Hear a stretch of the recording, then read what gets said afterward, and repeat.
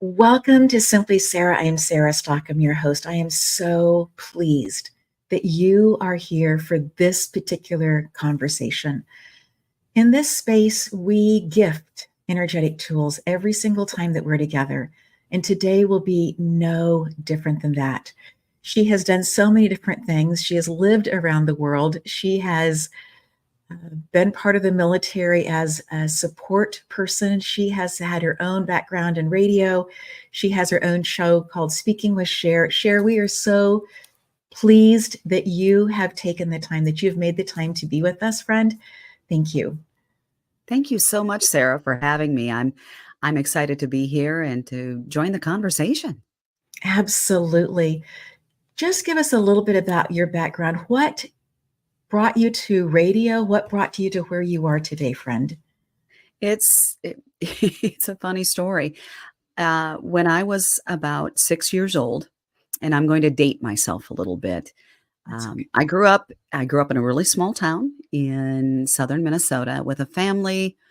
The one side of the family didn't value women very much. We were there to cook, to clean, to have the babies, and stay out of the way. I think being the firstborn grandchild, I think it was a disappointment for them that I was a girl, somewhere beneath the family dog. We were supposed to be quiet. I never got that memo. I never adhered to the memo. So yeah, well, I never got the memo, and I don't think I was born with that gene to be that quiet. So you can imagine that at first it was cute. Mm-hmm. And then I spent an awful lot of time being sent to my room with a radio, and my best friends were the late great Wolfman Jack, who just for those that are quite young. If you check out the movie American Graffiti, the DJ in that movie was Wolfman Jack. And then my other close friend was Casey Kasem, the late Casey Kasem, who he was the original America's Top 40 before Ryan Seacrest was even a glimmer in his mama's eye. And he was the original voice of Shaggy from the Scooby-Doo cartoon series. So he was with me always. And I think I didn't understand it at a young age, but they had such an ability to connect, even through the airwaves. Yes. They had that ability to make you feel like they were speaking directly to you. Mm-hmm. And it was something, like I said, at an early age, you don't comprehend it, but it became something where I was obsessed with being able to do the same, is so that, I could speak to somebody and they would never feel like they were alone. And so from a very young age, I had one of those little close and play record players and a hairbrush and all the stuffed animals that I was, doing the DJ thing for. And it did become an obsession. Mm-hmm. And my focus was to get there, to connect. Mm-hmm. And so radio was, I started with television originally, but I didn't feel it had that same warm personal connection where you can really be yourself. When you watch TV, it's in the background sometimes, you're not paying attention. But with radio, when I got into radio, it was where are they at? They're in their bathroom in the morning, getting ready for work by themselves. They're in the vehicle, taking the kids to school and listening in traffic on the way to work or on the way home. They're at the gym, working out. It's always that very personal medium. And so for me, that was, I kind of went backwards. I went from TV to radio, but for me, it wasn't backwards. It was progression, because you could have that connection. And ironically, I started my career in the same place that Wolfman Jack became Wolfman Jack, which was in Shreveport, Louisiana. And so there's that magical history that started there, and Mm, I think in the same way, much like Wolfman got his start there and developed this persona, because he wasn't always the Wolfman, that's where I developed who I was mm, and created, Share on the Air. It was that same motivation. But I went back there a couple of different times, and it was always a growing period.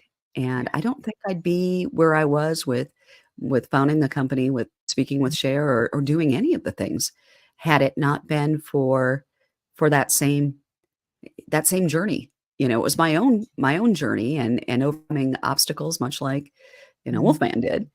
But it was a lot of hardships, but it leads you to where you are. And is mm, it really a hardship when right. you get to the place where you need to be? Yes. I was just thinking and processing through how you talked about each time that you went back. It was my words, not yours, but a new iteration of who you are, Mhm. right? It was that point of being able to grow. And I think that that's one of the things that can feel a little bit scary to people, but yet is such a part of life that we have the choice to choose to continue to grow. And sometimes that can feel a little bit outside, a little unsorted. If outside forces are causing that growth to happen and it feels uncomfortable, but yet we also have the other side where we can say, this is how I want to be messaging, or this is the space that I want to be messaging, and this is how I want to be. How can I learn to craft that in such a way that, one, it feels authentic for me? I'm saying exactly what I want to say, because you're also a wordsmith, the word whisperer. And then on the other side, that the audience is receiving it in such a way that they are the audience of one, that they feel fully seen and heard and wanted to be with, right? Such a beautiful piece with that. It's funny that you talk about growth being uncomfortable. I think in order to grow, we have to get out of that comfort zone.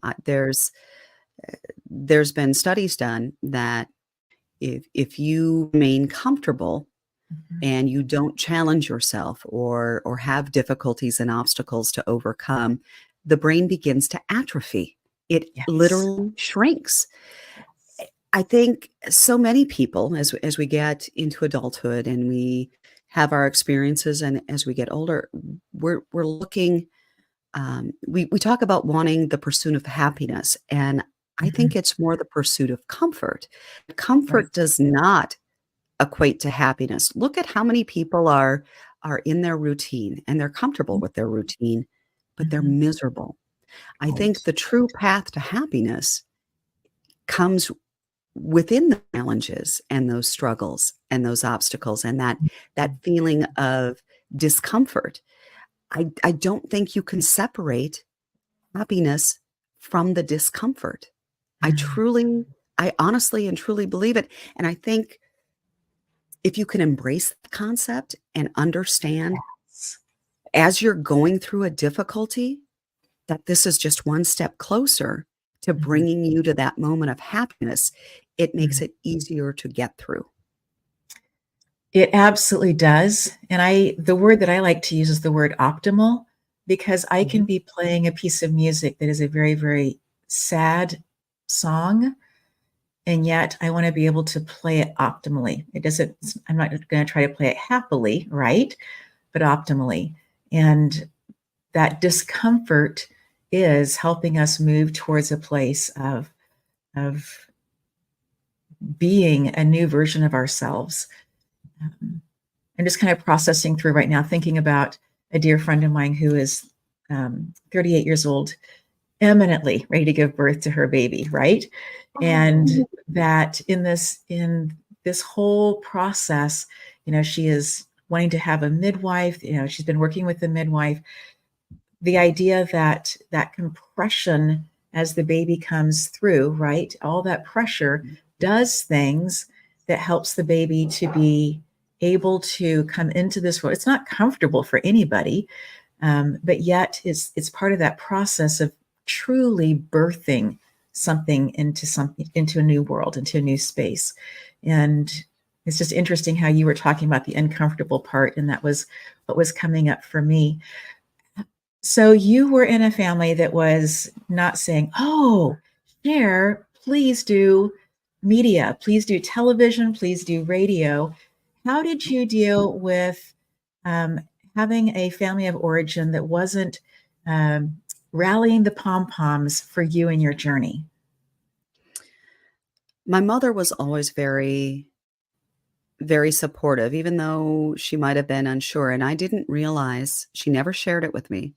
Mm, Didn't realize until after she passed, she actually had quite a gift and quite a love of journalism and wanted to become a journalist. mhm, And she never pursued that dream. mm, So I feel like she was in my corner quietly on that end, even though my mother was never a quiet individual. mm. Um, she instilled, I mean, I got from my dad's side of the family the stubborn streak. So whether, and that was a blessing for me and maybe a curse for them, Mm. especially when the little girl has the mouth and the stubborn side. But I my mom always encouraged me, just do it, just be yourself. And she would do everything under the sun to get me there. She worked 3 jobs so Mm, that I would be able to do. My father had an accident mm. when I was quite young, where he became paralyzed. So my mom had to step up and do everything by the Oh, time I was 8 years old. yes. And she made certain that I was always in theater, in music, Mm, in speech and debate, and turned when I turned 15, I broke an ankle. February 14th, Valentine's Day of the year I turned 16, they operated on the wrong leg, and they yes, ended up botching both legs. right. It was I thought my speech debate and theater and everything was done, and theater I did have to put on hold for a little bit, but she made sure that back in that day, they didn't accommodate if you were Right. wheelchair bound or what have you. Right. She would literally every Saturday morning, we would get up at the crack of dawn, and she would drive me and then push me around so that I could compete. Wow. And, I mean, it was dedication and devotion like Mm, you've never seen. So, as I got older, she made all of those sacrifices for me. mm. By God, I wasn't gonna disappoint her, and I wasn't Exactly. going to disappoint me in Right. that process. So, there was that drive, and even though, my dad is like, "Why don't you just settle down and become a teacher and this and that?" Because that's not where my Right. that isn't where my gifts were or where my passion lied. I Right. mean, I did do some teaching and I still teach, in some capacity, but Yes. that wasn't the drive. And Yeah. I think too many people settle. We go back to the pursuit of Mhm. happiness versus the Yes. pursuit of comfort. Yes. Yes. And settling is a thing. So let's take a quick break here. When we come back, let's have a more of a conversation on that part about what settling looks like or what not settling looks like.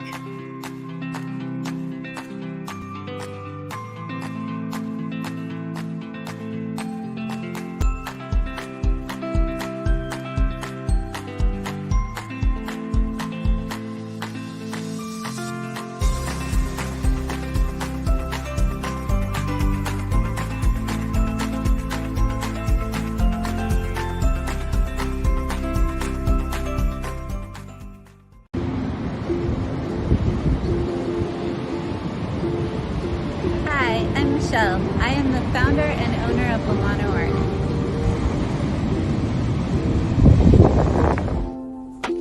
I began this business over 20 years ago. I specialize in paintings of all kinds. I make murals, portraits, and live paintings. My specialty is color and also telling a story. Some of the work that Lamano Art does are calligraphy pieces, wedding invitations, sign work, and sculptures like fairy doors. I'm open to working with anyone on any idea. Please feel free to contact me at your convenience, and I look so forward to talking to you. Thank you.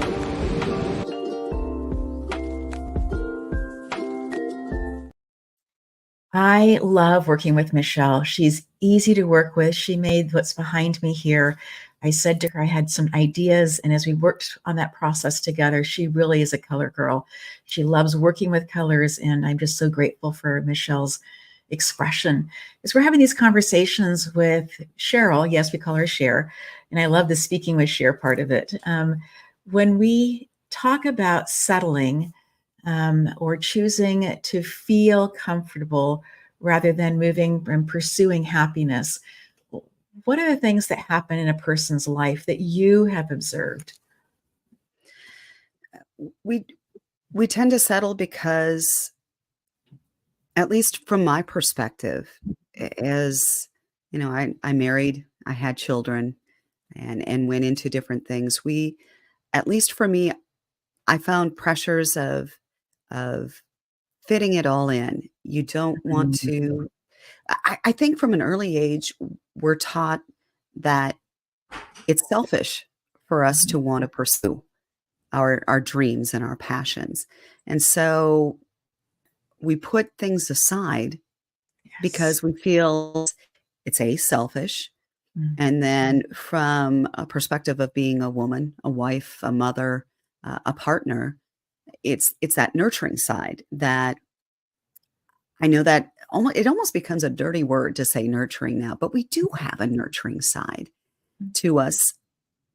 And so we put everyone in front of us and above us, and then we can't figure out why later in life, why divorce happens, why health changes, Mhm. why we don't have that close intimacy with our partner, because we resent the fact that we squash that little kid inside of us. That there is that childlike quality that's still in the dreams within each of us. And Mm. it's not selfish Right. to want to pursue that. Now, it can become selfish if you don't care about, what anyone else Mhm. feels or what they want to do, or in the pursuit of your own happiness and your own dreams, that you're Right. squashing someone else's dreams in Right. there. But that settling, it becomes easier. It becomes that easy thing. It's easier to just swallow it and box it down Yeah. rather than fight to keep it alive.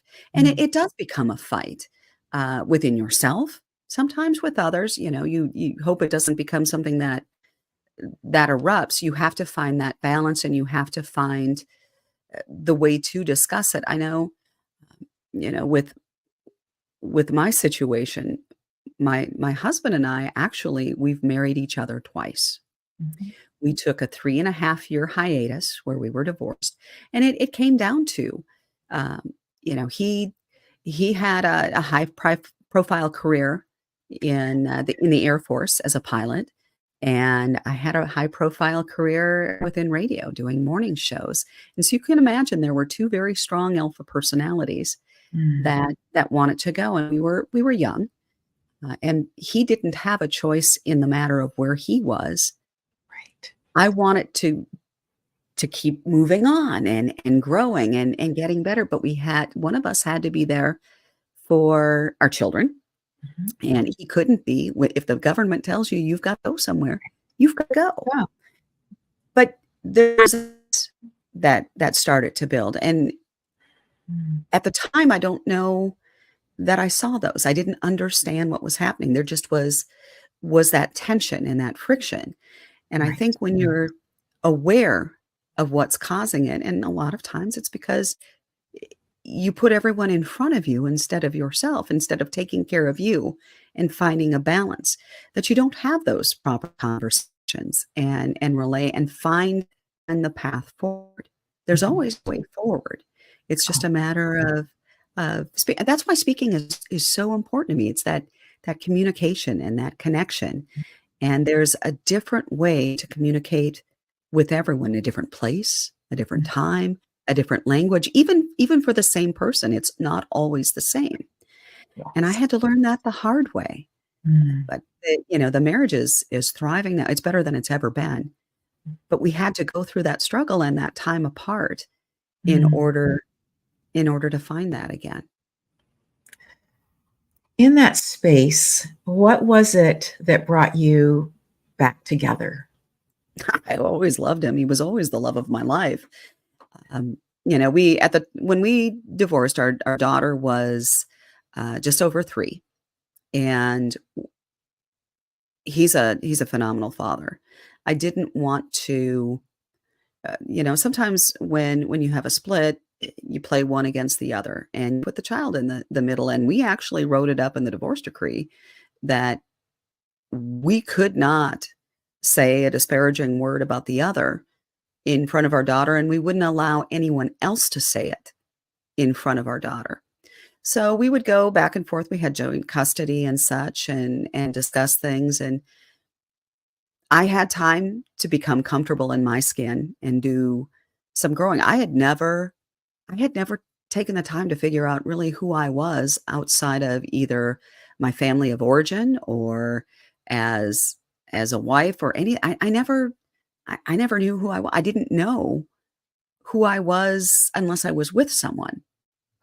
And he didn't either. He always had the military, he had his family, he had these different things. So I think it took us that long to really and truly figure out who we were and form that relationship with ourselves before we could really and truly have that relationship with one another again.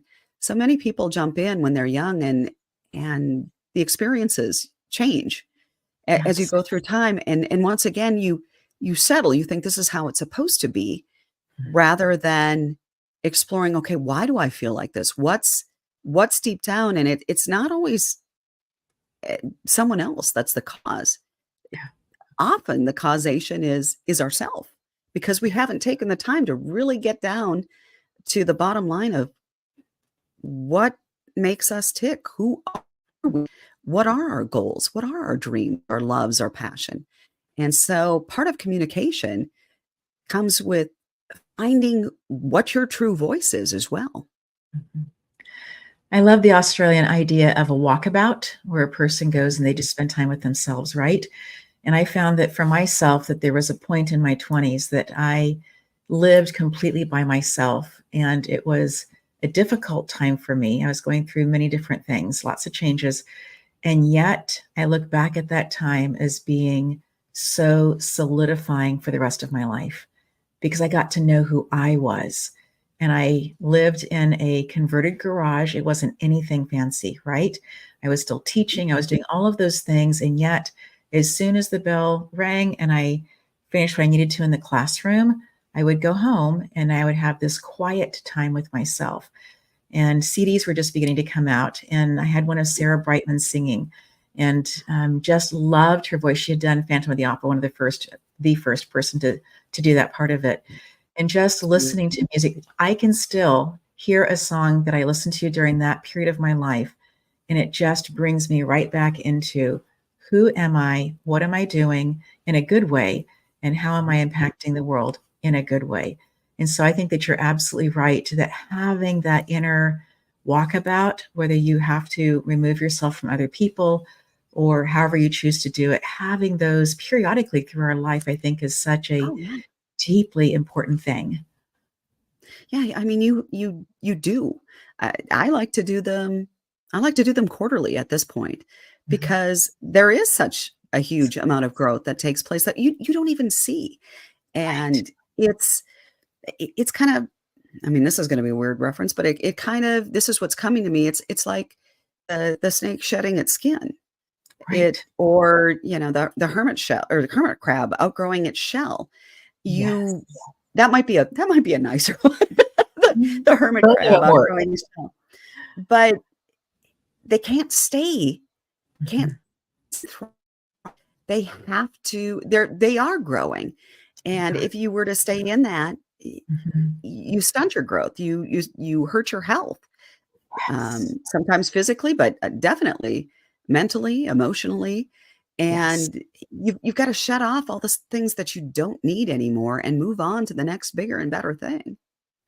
I was so surprised when I read recently that 95% studies show that 95% of disease is either caused by or made worse by stress. I knew this. I didn't realize the number was that high. And some of this stress is our own internal stress that we are creating for ourselves, that we have a belief or a value, and yet we're not Mhm. in sync with that. And so we're causing all Mhm. of these tidal waves inside of ourselves rather than saying, "Whoo, let's take a moment and listen to that belief or value that I have," because our emotions let us know when we're out of alignment with our belief and values, the negative emotions. And so our positive ones let us know that it's kind of like that playing the game. Is it warmer? Is it cooler? Kind of a thing, right? Am I getting Yeah. warmer? Yes, exactly. Thank you. And in that space then of discovering, of finding, of listening, and then determining, and it's okay for our beliefs and values to evolve through our life. We just need to be aware that they are doing that, because if we have been part of a community and we start acting differently based on new values and new beliefs, there will be some change that will show up as a result of that. Yeah, there's a lot of pushback that comes in that process, and it's difficult. We come back to that settling. I Mhm. It's hard to let go of things. It's hard to let go of people, It but is. there is an evolution that happens, and Mhm. you have to understand that as you're evolving, you may be at a different mile marker than someone else. It doesn't make them worse, it doesn't make them better, it just makes them different, and at some point, they may come on into the circle and back into your, into your universe, if you will. Mhm. Yes. But to force the issue and to stay stunted, you're going to create stress for yourself, you're gonna create stress within your relationships, and in some way, you're not only going to hurt yourself, but you're going to hurt them in the process until you're willing to embrace the fact that we don't stay the same. Nothing stays the same. So Um, true. and it's okay to let go. It Mhm. doesn't mean anything malicious. It Yes. You actually could be harmful if you stay when it Mhm. doesn't when it doesn't work anymore. Oh, that's so good. You are also somebody who has um, been part of the longest canoe ride. So as soon as we come back, we want to talk about that.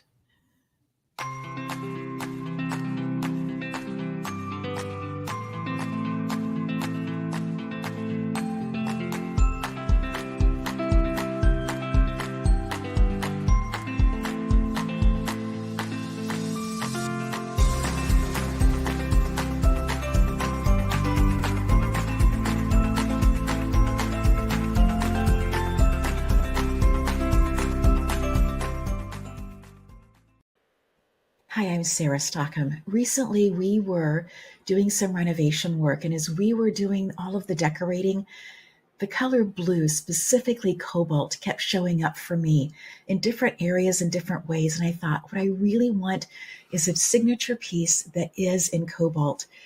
So I went to Glass Arts Collective and found this amazing piece. I absolutely love it. In fact, when it arrived, my husband wanted it. It is so beautiful. It's nice and heavy. It was perfectly packaged. So when it came, there was no concern at all about if it was going to show up all right or not. I love that it's handmade. I love that it's unique. And I invite you to go to the glassartscollective.com and go shopping. Pick something up for yourself, pick up some gifts for others. I know that you will enjoy how beautiful the work is. And I do love the Glass Arts Collective. They are such an incredible place to go shopping, fabulous gifts for people. Everything is made out of glass. And if you follow them on Instagram, it's fascinating to watch as she shares with people how people are learning. Who are like, I don't want to touch glass. I don't want to break glass. And then to see their transformation in that process as they are touching glass and breaking glass and going, wait, I can do things with this. It's just very, very fun. Again, one of those spaces of learning something new. I want to hear about the canoes. How did you get into this? Can other people get into it? How long does it take? How do you train for it? What's your favorite part? Tell us all about it, Sher. Well, it is the world's longest nonstop canoe and kayak race. It is the MR 340, the Missouri River 340, where you start in the Kansas City riverfront downtown district, and you paddle 340 miles across the state of Missouri to just about St. Louis, just before you get to the Mississippi River. So the Missouri River is probably one of the most treacherous rivers to paddle in the world as well. And people wouldn't think that, but you've got the wing dikes, you've got the bridges all over the place. You have barges coming at you, fishing boats.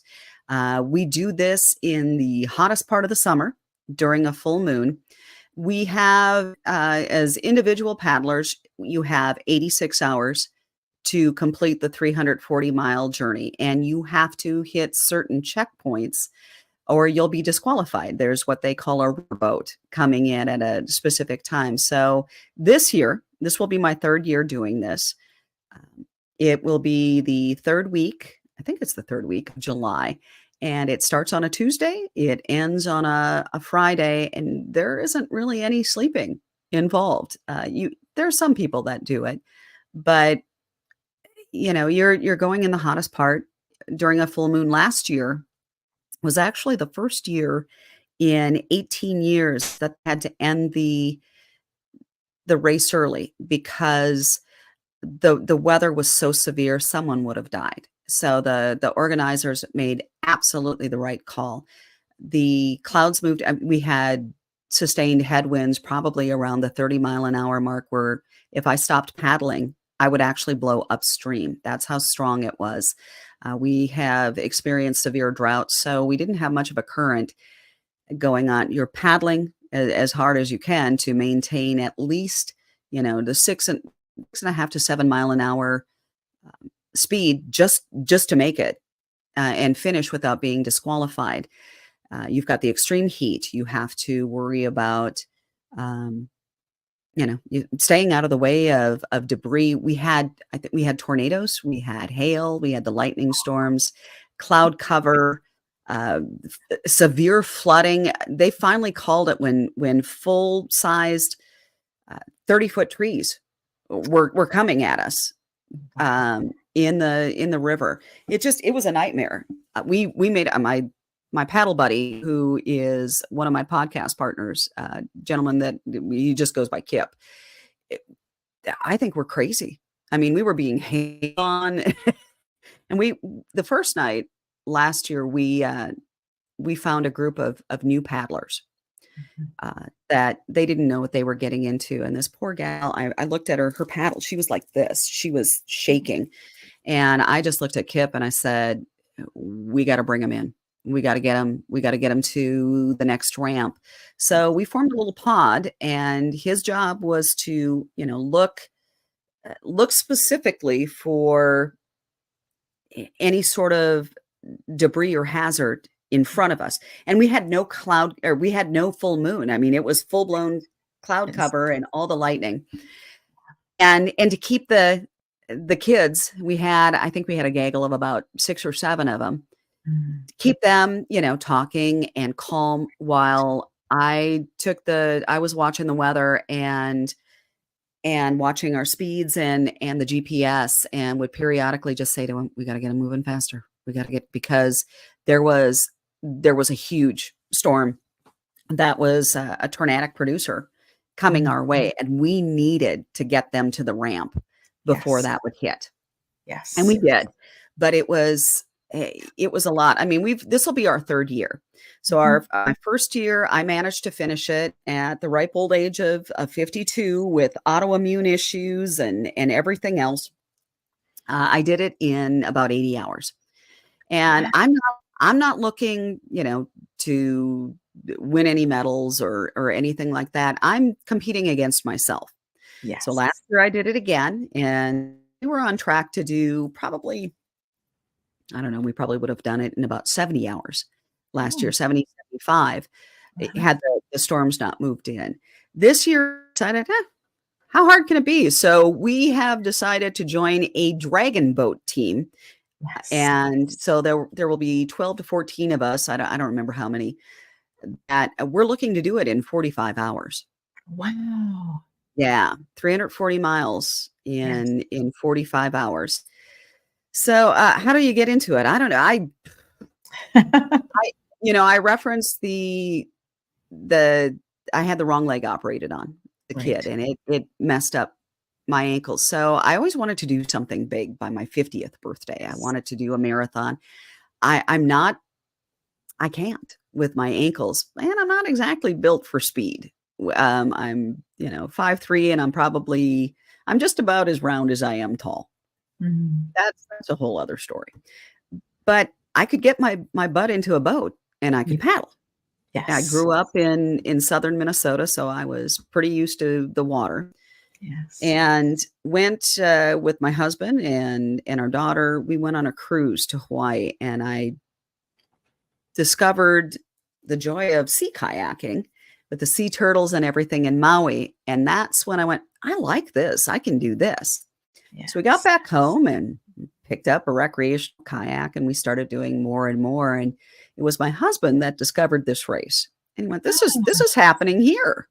This is happening here in the state. And once again, I looked and went, how hard can it be? Right. So I bought an 18-foot racing kayak, and was like, I don't know what to do with this. So fortunately, the race community, the endurance paddling kayaking community especially here in Missouri, is a very warm and welcoming community. And I found the right group to train me.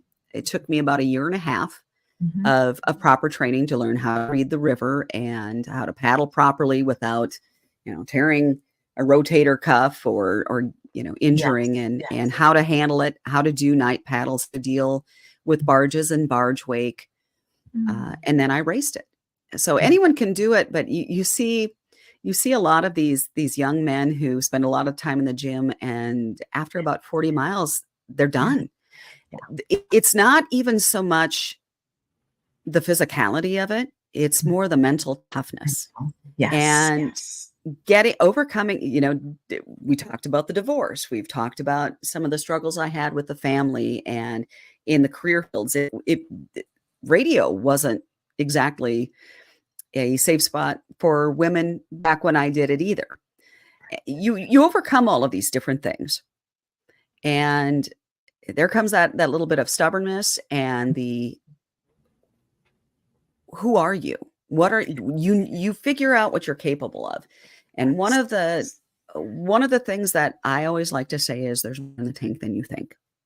Yes. And that's what I discovered along the way. So when you want to quit, and I know the first year I probably quit that race 7 different times. Yeah. But I kept paddling. That you can quit as many times as you want, so long as you don't stop. Right. Even Too that big. little bit of a current, if you're tired, hurting, let it carry you a little bit and just dip the paddle in a little bit. As long as you keep paddling, you still make forward progression. It will come. And so I did. I quit, last year. I think I quit 3 times before they called the race up, but I didn't stop. Right. And that's the secret, I think, to everything is you can quit as many times as you want. Just don't stop. Yes. Just don't stop. So this year, let's see, I haven't trained as much as I wanted to. I finally got out on the river, and short runs for us run anywhere from, 13 miles to 50 miles. That's a short training run for us in a day. Right. So this, I'll start the process where every weekend, except for when I'm doing a media training or speaker boot camp, something on that order, I'll be on the water and doing those short, river runs are usually a little longer. Otherwise, a couple hours on a flat water stretch, getting in 10, 15 miles on a lake and going from there. You don't have to be in the best of shape, and I'm not. You don't have to be young. And to think I'm still young, young 55. I don't hide my age. I've earned it. Just don't quit. Well, quit as many times as you want. Just don't stop, and understand there's more in the tank than you think. That's really what it comes down to. Figure out what works for you. If you want to do it, there will be people that will help you. Don't think you can just jump in and do it. But it's a very welcoming. I like to call our paddling community the most interesting small town you will ever live in, because we all know, even if we haven't met, we all know each other and we know who's doing what or what have you. And there's going to be the drama that you find in a small town, but at the end of the day, we take care of our own, and that's the community. That's the type of community I always look for. No matter what it is, whether it's professional, personal, recreational, you're going to have those disagreements. You're going to have a little bit of drama here and there. But at the end of the day, as long as you remember you're all part of that same community and you take care of your own, it all works out. So Sheral, my brain is still in the place of wanting to know, when you were first out on the water at night, are there barges? Are you training also at night? And how do you let the barges know? I'm thinking just safety, right? How do you let the barges know where you are? You don't. You know where they are, because it's this massive boat and tugboats and stuff, the light, and hopefully they see you. But I mean, you got to remember, you're a little speck of nothing on the water. So you always have to be paying attention. You have to have your head on a swivel, because you don't know if they're going to be coming upstream where you can see them when you're looking forward. Yes. Or you would not believe it, but they're a lot quieter than you think until they're just about on you. We've had issues where the wind is howling so bad, you don't hear them. So if you're not looking behind you, you don't know until it's almost too late. Yeah. And they cannot stop on a dime. They have to stay in the channel, or they end up, getting stuck. They can't, you have to move. So it's a matter of, you see them, and the first question out of your mouth is that a barge? This is at night. You look at it because all you see is a light. And you're like, is that a barge? And then it's like, okay, are they moving? Because they could be docked. Sometimes they are.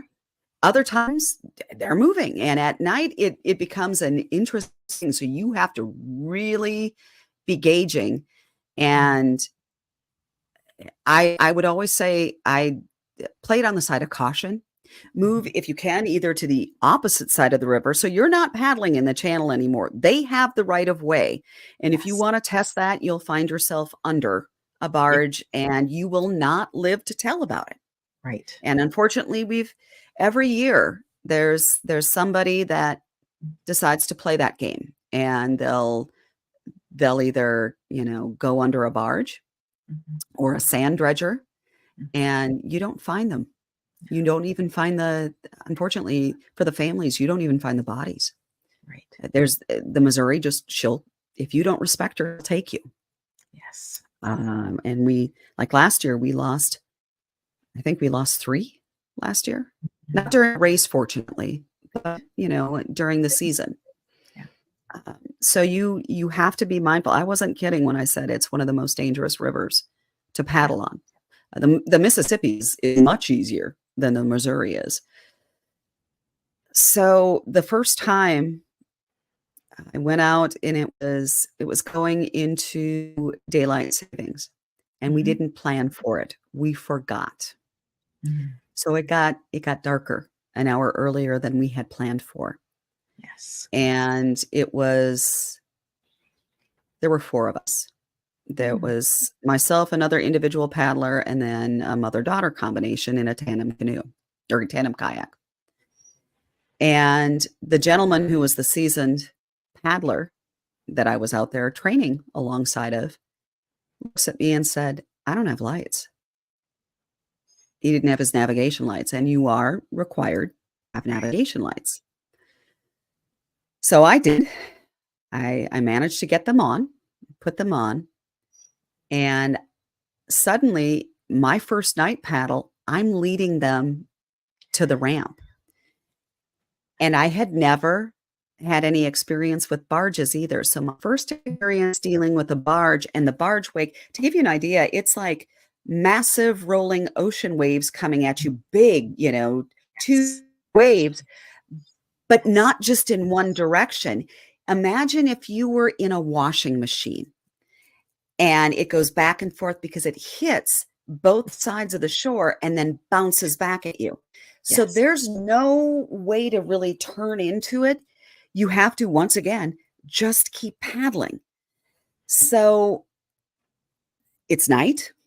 I'm the only one with lights. I'm leading the crew. See this thing, and I'm like, is that, again, first question, is that a barge? No, I don't think it is. Guys, I think that's a barge. No, I don't think it is. Well, while you guys figure it out, I'm going to start going to the opposite side, the non-channel side. Right. And about halfway across, they go, oh my gosh, it is a barge. It's moving. So here they come. We waited. Sometimes you can get behind a wing dike or a shelter. There really wasn't any place to go on this one except the opposite side.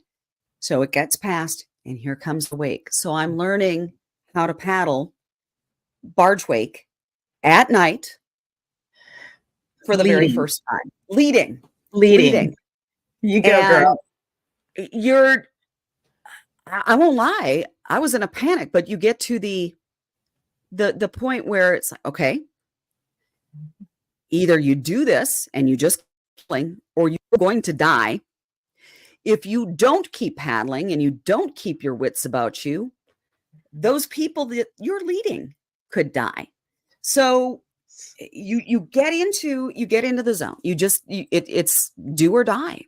And that actually has been one of the best lessons that I've been able to take into life with everything, was that experience. I got them back in, got them to shore, got them in, let them in first. Normally I was one of the first ones to always go to the ramp because I was the baby duckling. Well, here I am helping them back in before I would, and holding pace in the current, paddling upstream so that I can then come in behind them. And when I was white knuckled. My hands hurt probably for a day and a half afterward. Yes. But it teaches you can do this. You can get through it so long as you keep your wits about you. And it's okay to be afraid. That's it. It's always okay to be afraid. Yes. Just don't let the fear own you. Yes. Yeah. Just let it go through you. Yeah. And you're going to be afraid with every big challenge in your life. That's okay.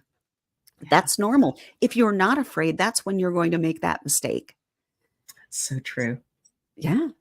Yeah. So that's, I've learned so many different lessons from this race and from training in life that have helped professionally and personally. It's a new, I can't imagine not being out there anymore. Yeah. I think the thread for me of the gifts that the audience is getting from this, but the thread for me that I'm getting from this is that you can be afraid, you can want to quit, you can say I'm quitting, if you just don't stop, if you just keep paddling, if you just put one foot in front of the other, somehow you move forward, you advance. And that's what this game that we call life is about. It's not about advancing up the ladder unless that's what you're after. It's not about being the smartest or the best in the room unless it's what you're after. And I would even in that space begin to challenge people about their beliefs and their values in that. Are you the smartest IQ or are you the smartest emotionally, right? There are all these different ways that we can be smart. And we can be smart with words. We can be smart with dialects. We can be smart with how we can put pieces together visually. We can be smart kinesthetically. And so I would begin to challenge that, just to open up that conversation a little bit wider as people are thinking about what it is that they are seeking or going after or wanting, just so that they have a real clear understanding of that. And then to not stop. Feel the whole rainbow of emotions, all of them. Allow them to flow through, but just don't stop. Yep. You can quit as many times as you want. Just don't stop. I think one other piece that I would throw in there is don't feel like, don't compare yourself to anybody else in the process. Thank It's you. it's not a race against anyone else. It's a race with yourself. So long as you're improving your speed or your distance or your stamina from where you were, 5 years ago, 5 months, 5 days, even 5 minutes, Yes. that's the competition that you need to have, is with yourself. Because again, I'm not the fastest paddler, but I'm going to hit those same mile markers as the guy who is standing with the governor's cup on the podium. The guy or the gal, I'm going to hit those same mile markers, just at a different time, a different pace, but I'm going to finish the race too. And so will you. Sure, that's just so powerful. It's these metaphors for life out of being on the Missouri, right? Mhm. And for me, I go back in American history and think about how important the Missouri River has been for so many different evolutions Still of is. America is, right? It's just such a powerful river, and it's still teaching. It's still providing new universities of information, and Very much. that's just so good. And If I people it's the same path. It's the same path that Lewis and Clark were on. It's just, I talk about that and I get the goosebumps every single time I think about it. Yes. Every single time. Yes. And it was once an area that people had not drawn maps for. And then it became a place that people had drawn maps for. And so we take that as an illustration for life. Are there areas that our audience is listening in and thinking, oh, there's this thing I really want to do, but there's not a map for it? Well, people have done other things. Make your own, make the map. And, it was not a straight line for them or just one river that worked. They would take the canoes out and they would go walking across and trying to find different ways that they could navigate, looking for a safe passage to the northwest to get it to the other body of water. Can we do this? That was their goal, their desire. For us, that goal and desire can be, can I just move this conversation forward for the next chapter and then see what happens inside of that? And it's Life is a grand game and adventure. So the question you need to ask yourself is, if you're playing this game and you don't have a choice, you're in the game. Yes. Are you going to be a spectator or are you going to be a participant? Yes. And I can't claim that one as my own. My dear friend Gary Barnes always says, are you a spectator or a participant?